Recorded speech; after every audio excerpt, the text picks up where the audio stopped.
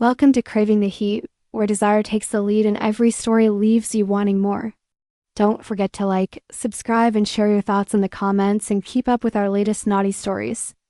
When Mark introduced me to Claire years ago, it was at one of those crowded backyard barbecues where the smell of smoke clung to everyone's clothes and the laughter of children filled the air. She was his wife, graceful and kind with a voice that carried warmth in every word. Back then, I was just another young man at the party, standing with a beer in hand, nodding politely.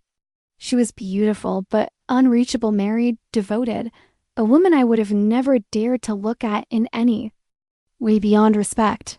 Time, though, has a cruel way of reshaping everything. Mark's sudden passing left Claire alone.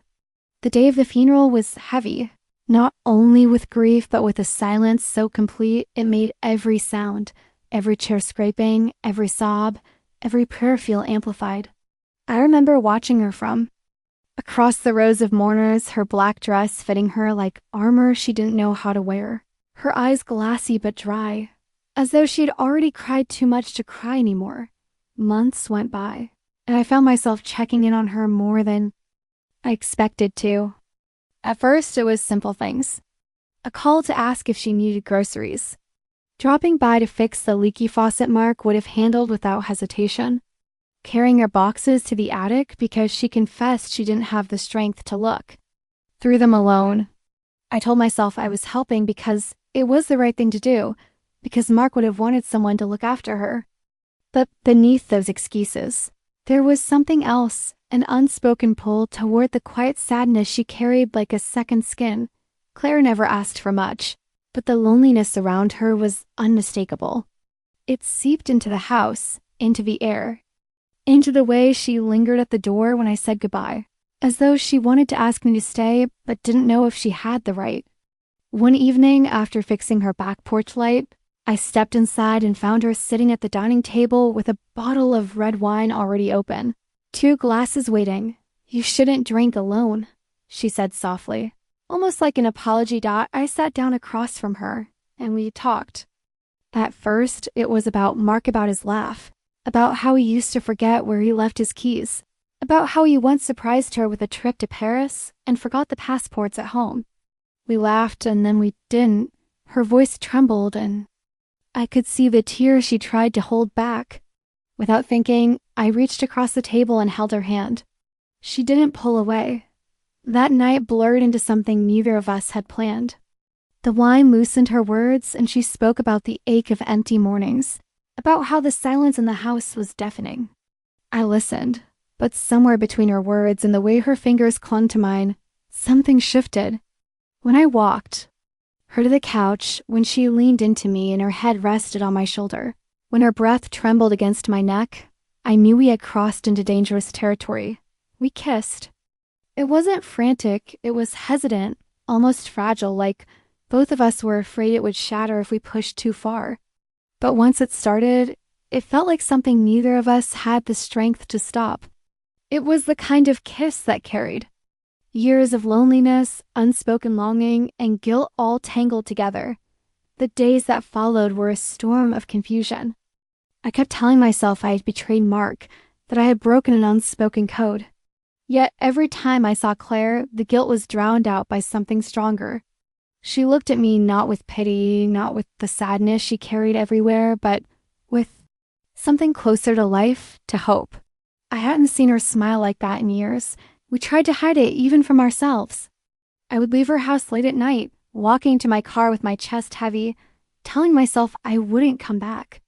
But then she'd call, her voice small and tired, and I'd find myself at her doorstep again, telling her I'd only stay for a little while. Those little whiles stretched into hours, into nights, into something we couldn't contain. There were moments when reality broke through, when her hand lingered too long in mine at the grocery store, when a neighbor waved and we quickly stepped apart, when I saw Mark's picture still hanging above the fireplace and felt his eyes on me like a judgment I couldn't escape. Claire saw it too, and sometimes she'd cry quietly afterward, whispering, "I don't know if this is right." But then she'd hold me closer, as if letting go would mean falling back into the darkness she was trying so hard to escape. evening, as summer turned to autumn, we sat on her porch with the air cool around us, and she asked me if I thought people would ever understand. I didn't know how to answer. I only knew that being with her made me feel something I couldn't walk away from. No matter how wrong it might look to the world outside, we never spoke of love, not in the way people usually do.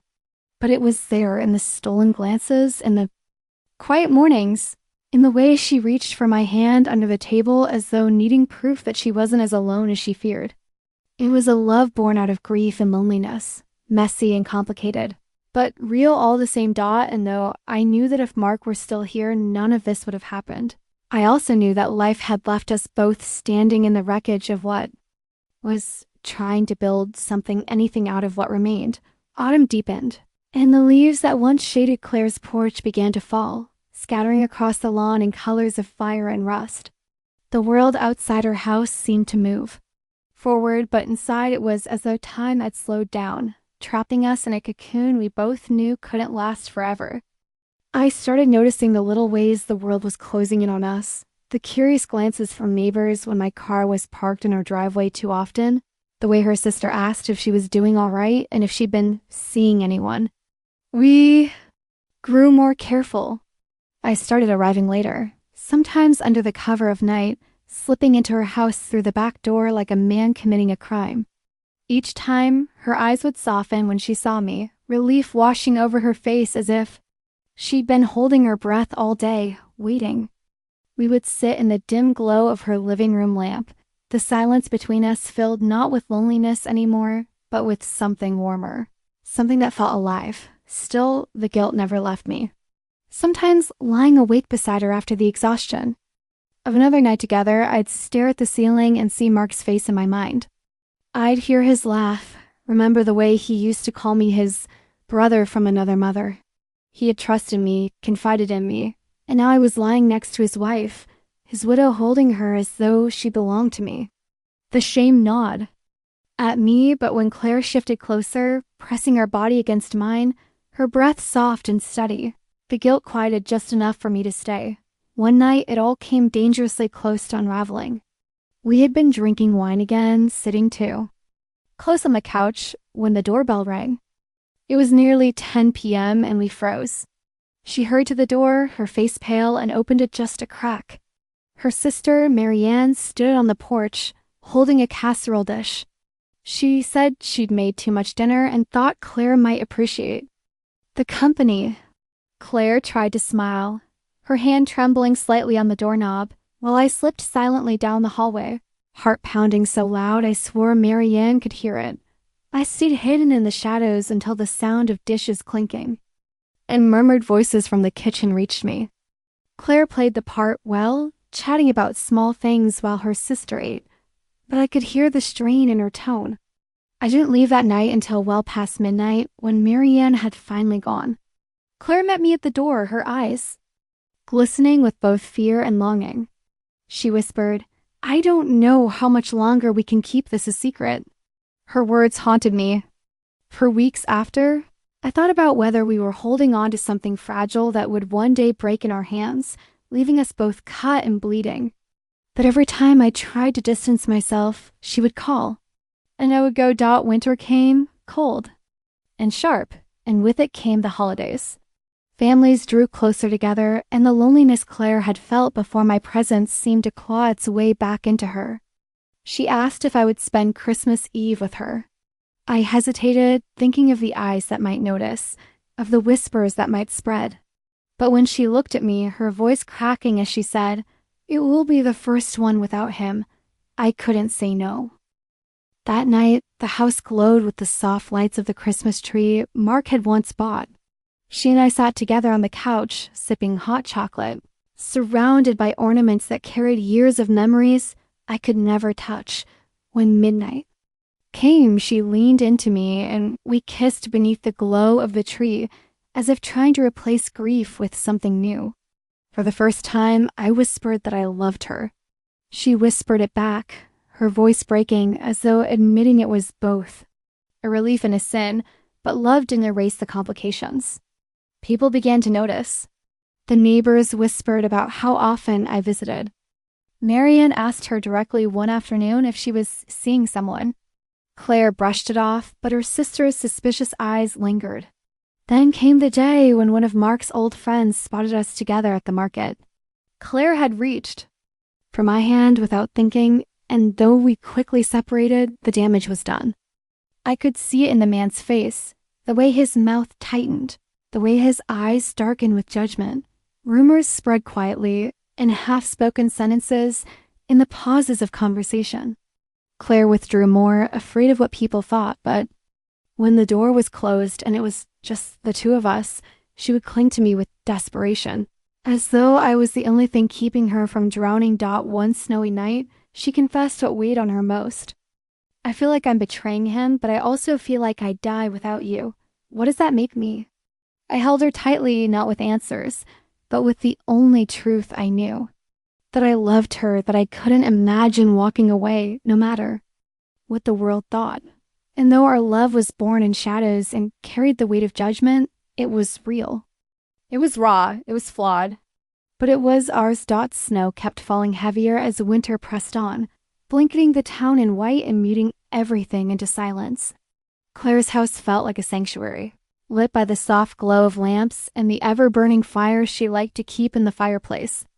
But no matter how much warmth the room held, there was always a trace of cold between us, the kind that came from secrets. It was only a matter of time before the whispers grew louder.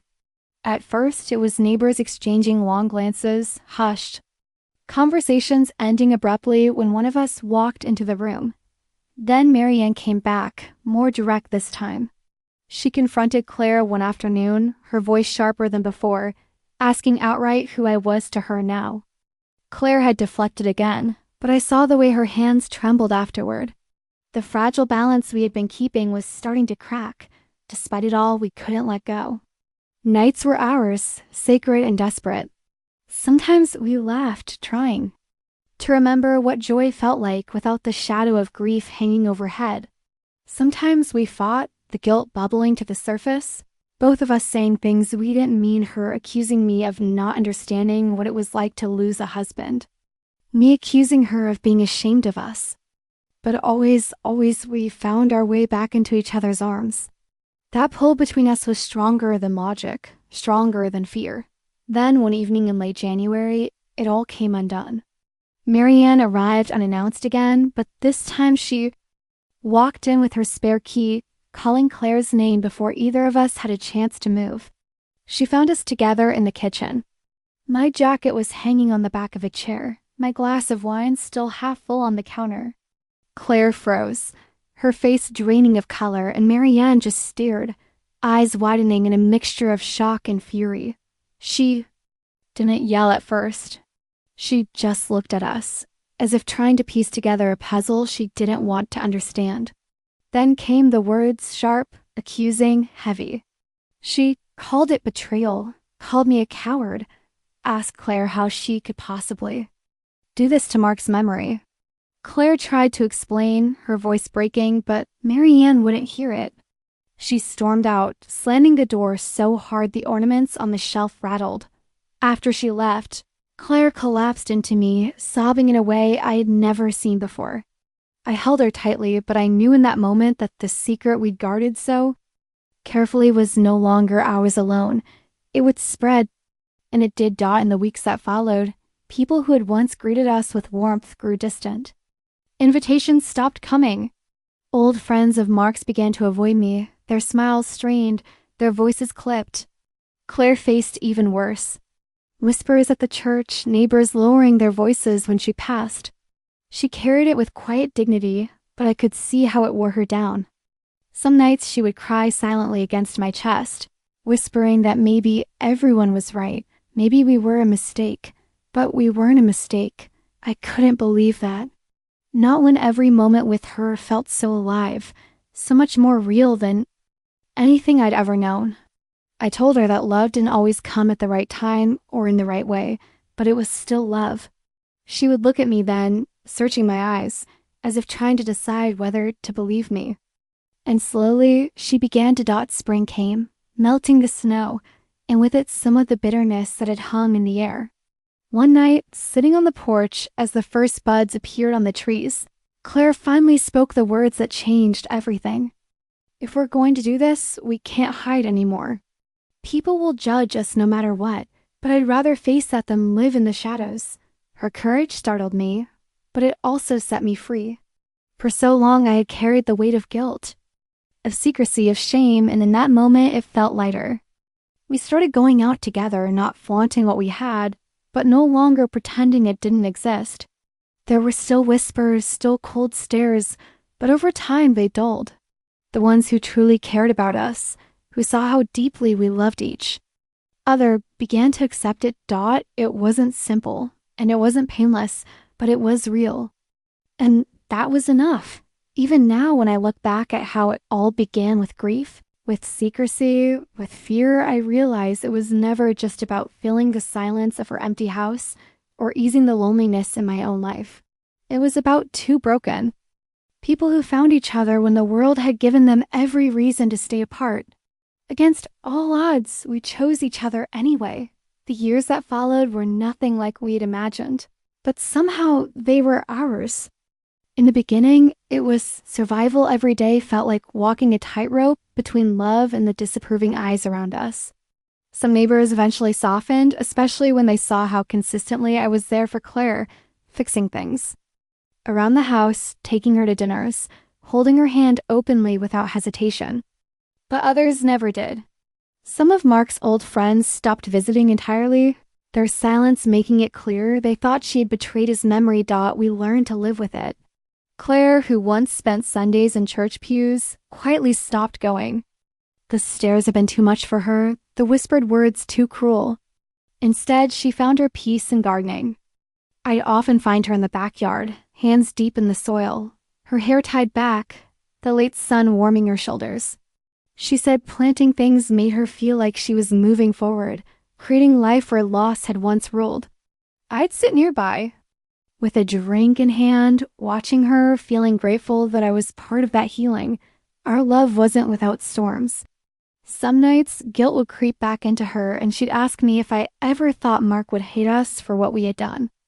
I'd pause, never wanting to give her false comfort, but I'd tell her honestly that I didn't think love like ours could ever be wrong. If he loved you the way I believe he did, I'd say he'd want you to be happy, even if it wasn't in the way anyone expected. She never answered right away, but she'd hold me a little tighter those nights, and I knew she wanted to believe me. Life had a way of testing us in other ways too. When my parents found out, they were furious at first. My mother cried, saying I had betrayed a man who had been like family to us. My father accused me of chasing after something selfish. It took months before they would even look Claire in the eye again. But time, as it always does, softened the edges. They began to see how much steadier I was, how much lighter. Eventually, my mother even hugged Claire one evening after dinner and whispered, "Just take care of him." That moment mattered more than I can explain. Years passed, and what had once felt like fire and scandal began to settle into something steadier, deeper. We started traveling together, small trips at first, to places where no one knew us. Coastal towns, mountain cabins, even Europe one summer when Claire finally felt ready to leave behind the shadows of our town. On those trips, it was just us, no whispers, no judgment. We could be who we were without apology. It was on one of those trips, in a small cafe in Florence, that Claire leaned across the table, her hand covering mine, and said, "I don't feel guilty anymore. I just feel lucky." I don't think I've ever loved her more than in that moment, but the world has a way of reminding you of your past. When we returned home, Marianne showed up again. Time had aged her, but her eyes carried the same sharpness. She asked to talk, and for the first time, she didn't come with anger. She admitted she still didn't fully understand, but she could see that what we had wasn't fleeting or reckless, it was real. She didn't forgive us, not entirely, but she gave us something close to peace. That mattered to Claire more than she ever said out loud. There were quiet years after that, where the drama faded and life simply became life. We built routines together, Saturday mornings at the market, long walks in the evenings, Winter spent reading by the fire. There were moments when the past tried to creep back in, but they became softer with time, more like echoes than wounds. Even now, as I sit with her on the porch in the fading light of another summer, her hair streaked with silver, her laughter softer but still carrying the same warmth, I know that everything we went through, every judgment, every whisper, every tear was worth it. Because what we built wasn't born out of betrayal or desperation. It was born out of the simple, stubborn truth that sometimes love doesn't wait for the right moment. It just happens, messy and complicated, but undeniable. And in the end, it's the only thing that mattered.